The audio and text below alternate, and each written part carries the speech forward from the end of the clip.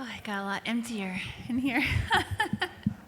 All right. Well, thank you all for being here.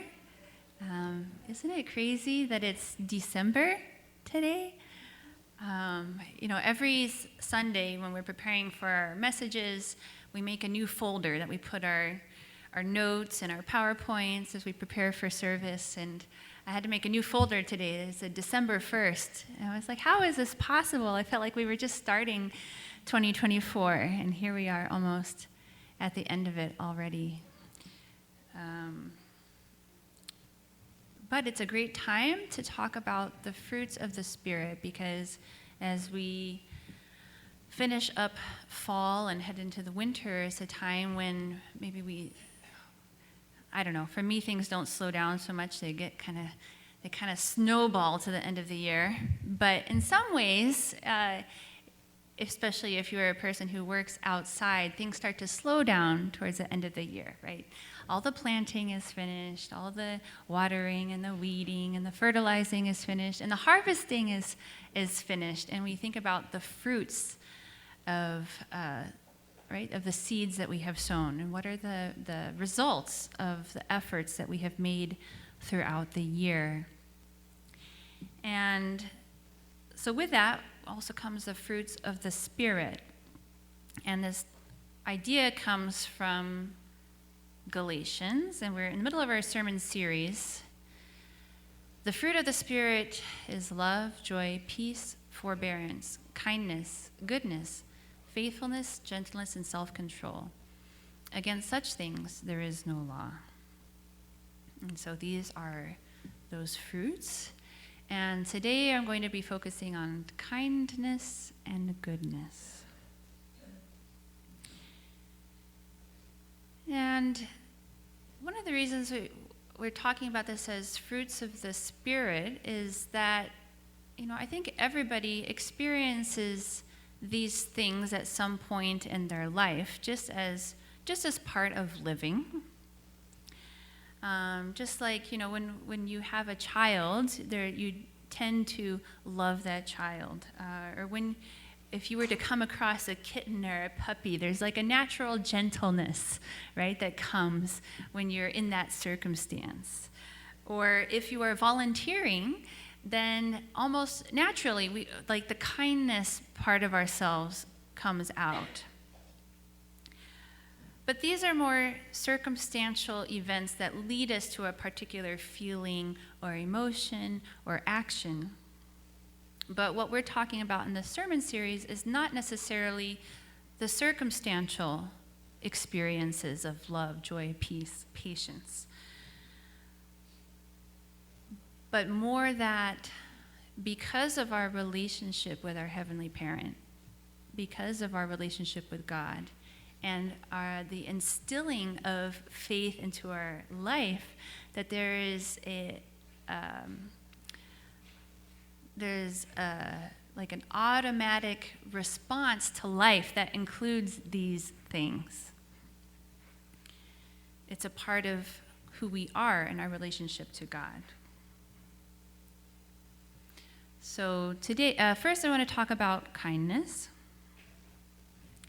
And as I was looking into kindness, I actually found a really lovely article put out by a Christian college called Geneva College. And I wanted to share this little segment of this article of what does biblical kindness look like. Love your neighbor as yourself. It's the second greatest commandment. But Lord, who is my neighbor? With this question, the parable of the Good Samaritan was born, right? Somebody asked Jesus, well, who is my neighbor? And in the story of the Good Samaritan, a Jewish man was robbed and beaten and left to die. The Jewish priest and the Levite passed by, but the Samaritan saved him. The point of Jesus' story was this: everyone is your neighbor, the foreigner, the widow, the orphan, and even your enemy. We are to show merciful kindness to everyone.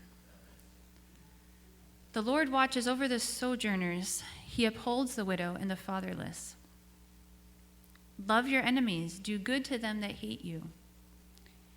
He who does not love his brother, how is it possible for him to love God, who is invisible? Kindness is selfless, compassionate, and merciful. Its greatest power revealed in practice to our enemies and amongst the least of these.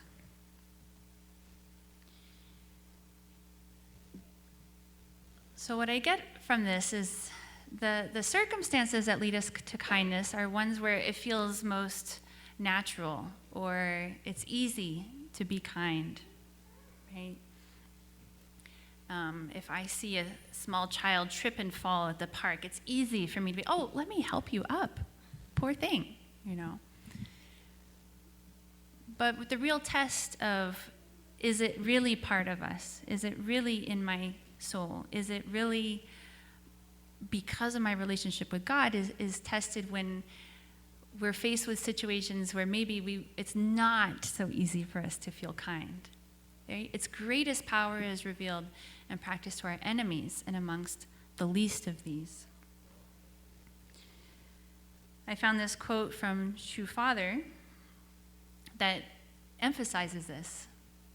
Furthermore, a good person is one who goes beyond rank, geography, race, or historically established traditions to help others eternally. And I was trying to put the words together. I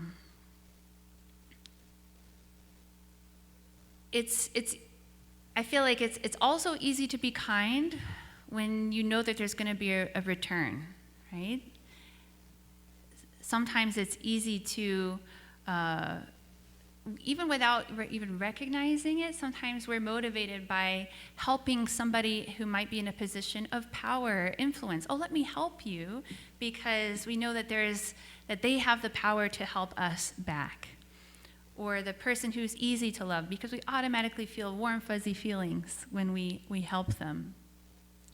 But the real test is when we are able to be kind and helpful to those who really have nothing to give back to us, and maybe will even resent us for reaching out to them.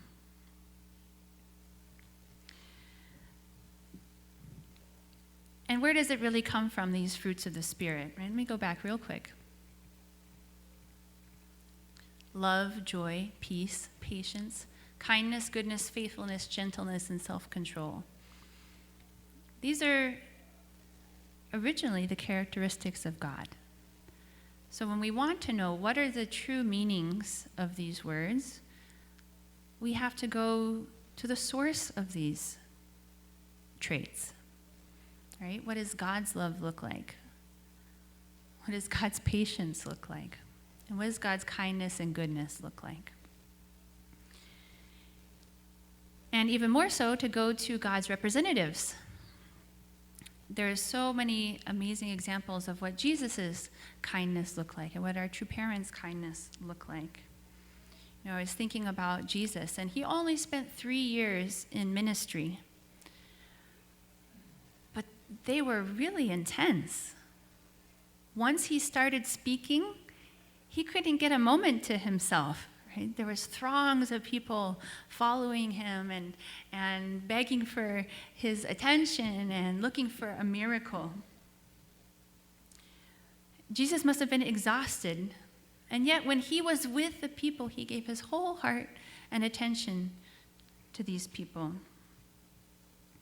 And he didn't shun the people who were most people considered to be too low to be acknowledged. Right? There's a story of Simon invited Jesus to dinner to kind of grill him and kind of prove to himself and to everybody else that he wasn't really God's son. And he was going to this meal, and a prostitute who had heard of him was like, I just want to see him. If there's anything I could do to be close to him, to even catch a glimpse of him. So she threw herself at his feet and didn't have water to wash his feet, but she washed his feet with her tears and anointed with oil and dried with her hair. And Simon is like, you must not be a prophet, because if you did, you would know that this is a prostitute, and you would throw her out. But Jesus was like, well, normally when a guest comes to somebody's house, you give them water to wash their feet, and you anoint them with oil. You didn't do these things, but this prostitute knows more than you do. But to most people, right, us reading that, we could be like, oh, wow, Jesus, so loving, so intuitive, such a good representative of God. But to everybody around him was like, there's something wrong here, because we don't talk to prostitutes. We don't allow them to touch us, But this was an example of, I think, God's kindness, of God's love showing through to all of his children, no matter their circumstances. And the children, right? One of his speeches, his disciples were like, let's get these kids out of the way. They're kind of running around and making a mess. Anybody ever feel like that in this church? But Jesus was like, no, bring them to me. Because if you really want to know what it's like to be a child of God, you have to embrace the children. Right? So Jesus was showing us in these events of what is real kindness, right? The prostitute had nothing really to offer to Jesus. There was nothing for him to gain. He only gained scorn by relating to her. There's nothing these children, right, could do for Jesus to uplift his position or give him influence in Jewish society. But nevertheless, the kindness, the sensitivity in the heart was there. There's also a story I wanted to share from our true father. Many of you know that at one point he was imprisoned in Korea during Japanese colonial rule. Right? Japan had taken over Korea, but true father was a patriot and couldn't keep it silent. So naturally, the Japanese found out about it and imprisoned him. And he was actually severely tortured. And there was one prison guard who was supervising him and in charge of making sure he didn't escape and of torturing him. But even in his torture, true father didn't feel resentment and forgave him. And then shortly after, when Korea was liberated in 1945, many of these Japanese people were stuck in Korea. They'd had no way to get back to Japan, and the Koreans were kind of hunting them down. We're going to get our revenge on you for what you did to our country. And this Japanese prison guard who had tortured our true father was one of these people who was stuck, and he went into hiding. And when some Koreans discovered him and planned to kill him, true father intervened. He was like, I know this man. He took it upon himself to convince them to let him go. And he arranged for him to escape on a small boat to go back to Japan. It's a simple story, but it's not one that most people could do. The act of kindness and forgiveness is really only possible because true father didn't view him as an enemy. And it's not a logical decision that you make. I feel like this is a really big key of the kindness and the goodness and all of these traits, these fruits of the Spirit that we're talking about. It's not necessarily something that you can just decide, I'm going to be good. I'm going to be a kind person. It's something that wells up from within because of our relationship with God, right? Because true father knew God as a parent and therefore knew that all people are his brothers and sisters. That was his relationship. It wasn't, you're the prison guard and I'm the prisoner, or you're the torturer and I'm the torturee. It was you are my brother. And that's the first place that true father's mind went. So he prayed for him and forgave him like a brother. I think that one of the basic premises of all of these fruits of the Spirit, but especially kindness, comes from this understanding that really we are all one family under God. That's something that I really got a lot of growing up. I feel like was really instilled into me from my parents was like, these are all your brothers and sisters. Sometimes when I was struggling with somebody at school, I'd be like, well, this person was mean to me. And my mom was like, well, this is your brother. And I'd be like, yeah, right. But just hearing it, right? Just hearing my parents' words, and it would sink in, and it helped me to view them as that. And all the elders in our community, my mom would be like, this is your auntie, and this is your uncle, right? Kind of instilling that we are all one family, all humanity.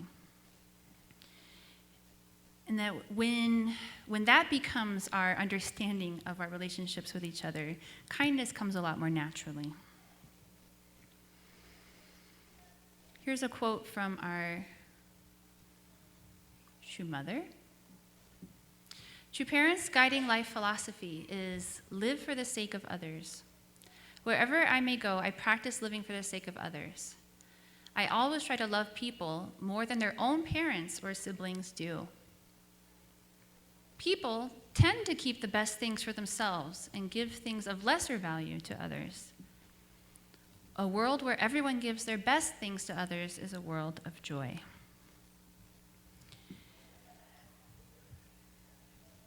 If I think about times when I really experienced kindness, I feel like I'm so blessed. I've experienced so much kindness and generosity from people in my life. But the first thing that pops into my head is actually when I was about 13 years old, and my mom went to be a missionary in Brazil. And it was her calling, and she would go until her visa expired, and she would come back and renew her visa and go again for another 3 months until her visa expired, and come back, renew it, and go back. And so in 1 year, my mom was gone 9 months of the year in Brazil.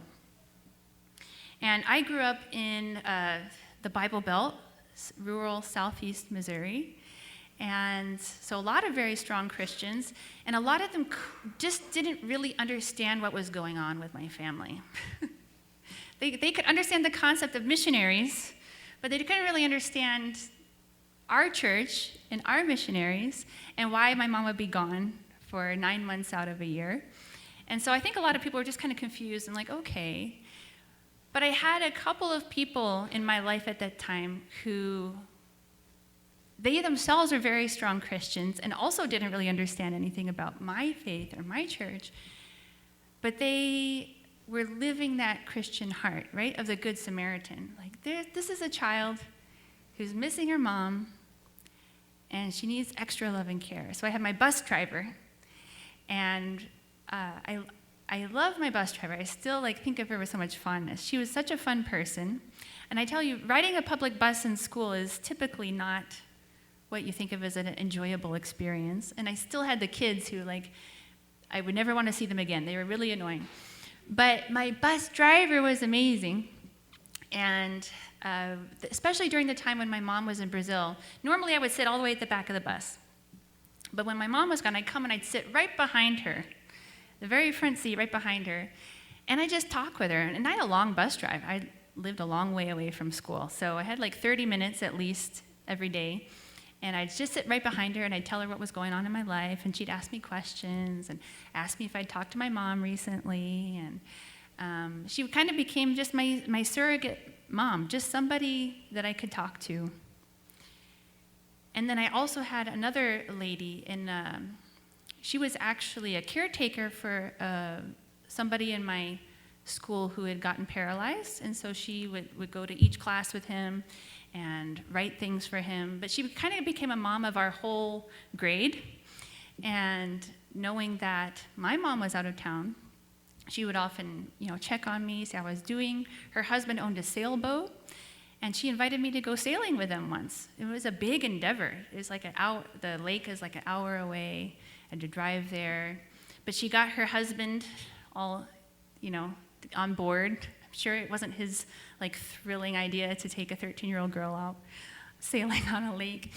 But he agreed, and they took me and they taught me how to do the knots and how to. I've forgotten all of it. I couldn't sail a lifeboat for the life of me. But it was like they totally didn't have to do that. There is nothing that said that they should. It was, and something that I realize now is it wasn't necessarily just me either. This is just who these people were. Because if I looked into their life and I saw the things that they were doing for others, it was already a part of their life. To be kind, to be generous, right? The lady who was being the scribe for my classmate, she was being a mom to all the kids in my class. Almost all the kids in my class. If they didn't feel understood by their parents, they would go to her, and she would listen to them. And my bus driver wasn't only kind to me. This was way back in the day. They wouldn't let you do this now. But on the way home from school, the last few families, we lived way out in the country, and somebody would be like, "Miss Debbie, I want a tea party today." And she's like, "Okay." So she when we'd stop at the bus stop, she'd "Go ask your mom if you can come to my house for a tea party." So then she'd stop, and we'd run to our house, and, "Mom, can I have a tea party at Debbie's?" "Okay." And then run back to the bus, get back on the bus, go on to the next stop, the last few families. And she had a beautiful home with lots of animals, and a tea party in Southeast Missouri is an iced tea, sweet tea party. But we'd have a tea party. And it was just her way of just expressing, right, the blessings that she had with the people around her.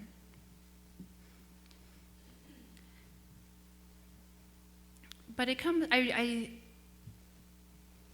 a little tricky because sometimes you might feel like, well, I don't feel that welling up from within myself. That sounds nice, but if I don't just feel it, how do I develop that? And I think it comes to intentional practice. I'm going to come back to that at the end. But I want to talk a little bit about goodness. This is from Galatians. "Therefore, as we have opportunity, let us do good to all people." As we have opportunity, let us do good to all people. I think sometimes we don't recognize the opportunities that are right in front of us. I think if we were really in tune with God, right, we would constantly see the opportunities to love on people, to drip goodness into their life. But we're going to go more into that too. So goodness is a little bit unique because this fruit of the Spirit is an attribute of action. Doing good things for others, right? It's not just patience. It's not just holding in my anger. It's not just an attitude of kindness. Goodness is action. But what makes an action good? This is Jesus' reply.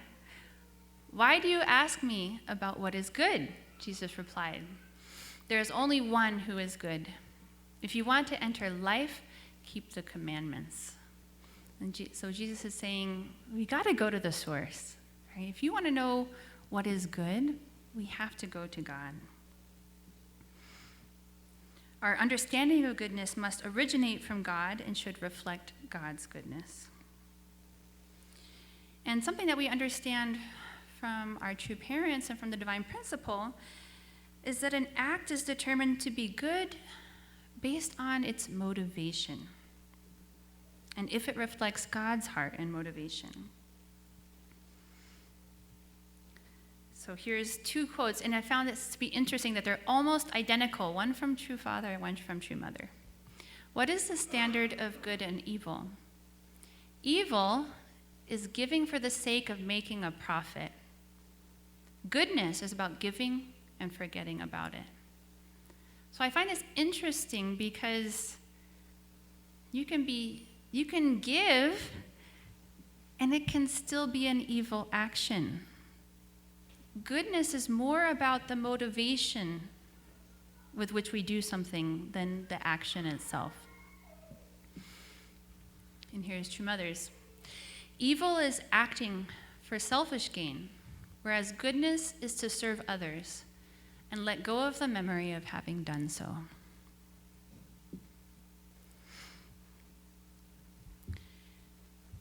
And so I feel that for both kindness and goodness, both of these things are, I think when we're in a state that we're really connected with God, we're resonating with God, if we feel God's kindness and goodness in our life, it's like a natural response to give that out.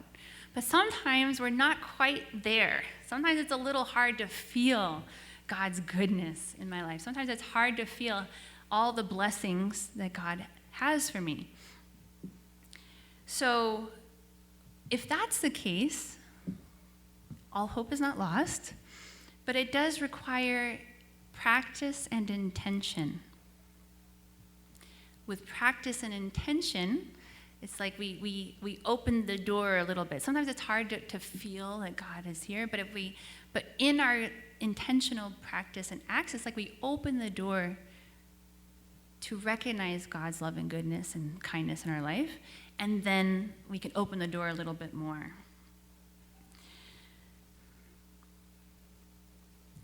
So what does that look like for you? I think sometimes we're like, well, I like random acts of kindness. I'll just pay for the person Starbucks behind me, or I'll, somebody asks me for $1, I'll give them $1.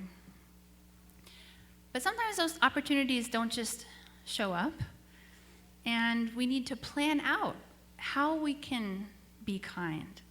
What good acts can I do? And especially at this time of year, heading into Christmas, there's so many opportunities to do that. Sometimes it's just signing up with an organization. I remember when my kids were, it was the year before we moved here, and we were living in Missouri, very rural, it felt like very few opportunities. There's no homeless people in my rural community of Missouri to help. So I was like, well, what can I do? Because I don't want Christmas just to be about receiving and getting gifts. Like every year, I try to find something that my kids can do to give out and experience the joy of giving. So finally, I found that we could sign up with the Salvation Army, and we could ring the bell outside our little grocery store. And that's what they did for a couple hours. They were like 2 and 4 years old, and it was a cold day. But I was like, you can do it. And it's, a small grocery store. There's not a whole lot of people going in and out. I think we made like $5 in like 3 hours. But it's the memories that they have, right? This year, actually every year as part of our school, we do a sandwich assembly line where part of the intention is for kids to understand the process of making something. What are the pros and cons of hiring and doing something as an assembly line versus, making the whole thing yourself? But in the process, we end up with like 100 sandwiches. And we know, what are we going to do with all these sandwiches? So our goal every year is to hand them out to people in our community who are experiencing homelessness. And my older kids have kind of come to look forward to it. But this year, Annalise was like, I don't want to go. It's out of her comfort zone, right? To go and meet people who are living on the street. They might be kind of smelly or dirty, or, you don't know what they're going to say. Sometimes they're kind of offbeat. And I was like, that's okay, Annalise. You can just come along and watch. You don't have to give out the sandwiches. Just be in the car. We can bring our dog, and your job can be to watch Honey. And so we went out, and it took us a little while to find some people, but then we did, and we started giving out sandwiches, and all of a sudden we were out of sandwiches, and Annalise was like, we should have brought more sandwiches. I was like, you're right. Yeah, we should have. She's like, well, next year we should bring more sandwiches. And it was, I feel like that's the perfect example of what it's like when sometimes maybe we're not used to practicing giving, we're not used to practicing goodness, it can feel uncomfortable. It can feel like, maybe they're not going to want it, or maybe they're going to reject me, or I don't know. I don't know what's going to happen if I do, right? But it was like just that opening the door, giving one sandwich, giving two sandwiches, and then it was like Annalise could feel like there's God's love flowing through me in this moment. So I feel like that's sometimes what we need to do too. We just need to start finding ways to practice kindness, finding ways to act not for my benefit, but for the benefit of something that's bigger than me, whether it's even just my family. Sometimes we get so wrapped up that it's a step to do something for the sake of my family. But then there's always another layer, right? I have this quote. I didn't put this one in the slideshow, but this is from our true Father. Goodness seeks to benefit the whole, whereas evil seeks only its own benefit. Good people live more for the sake of their family than for themselves, more for the sake of their village than for their family, more for the sake of their nation than their village, and more for the sake of the world than their nation. And that doesn't mean to neglect my family for the village or to neglect my nation for the world, but it means to grow your heart so much that you can encompass all of them. I have so much God's love in me that I can give that love to my family. And there is so much love in my family that I can give love to my community. And I feel so much of God's love in myself and in my family and my community that we can do something for the world, right?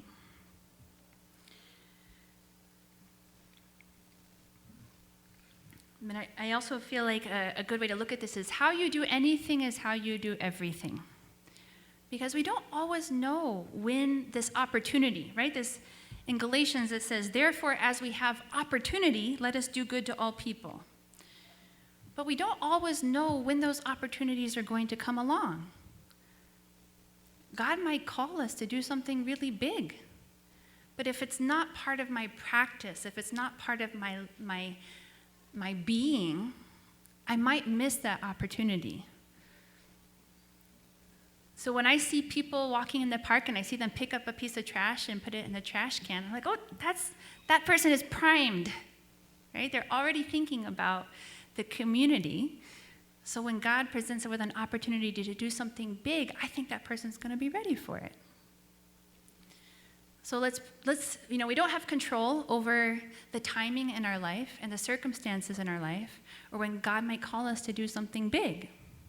But we do have control over the small things, right? We have control over what tone of voice I wake my children up with in the morning. I have control over if I pick up trash as I'm walking along the street, right? I have control over intentionally signing up with a volunteer organization to do something for the least of these, right? And if I have this practice in my life, then when God calls me for my mission, for something really big, I'll be ready for it. So that's my message for today. Please join me in prayer. Heavenly Parent, good morning. Thank you so much for a beautiful, sunny Sunday morning as we're beginning December, and we're coming to the close of this year, and we're thinking about your greatest gift to this world in the birth of Jesus and our true parents, and how much you are giving to us, how much you are loving us, how much patience you have with us. All these fruits of the Spirit come from you, and I pray that as we reflect on them, we can search our own souls and find where our strengths are and in what ways we can really open up our heart to receive you more and to practice these more, so that when people see us, they don't just see a person with a name and a station in life and a job, but instead that they see you through us, Heavenly Parent. That is really the best thing we can offer to this world, is to be your hands and feet. Please be with us as we go into this week and into this holiday season. And I offer this prayer in my name, Michael and Adonia Hendrick, bless and show families. Amen and adieu. Okay, thank you.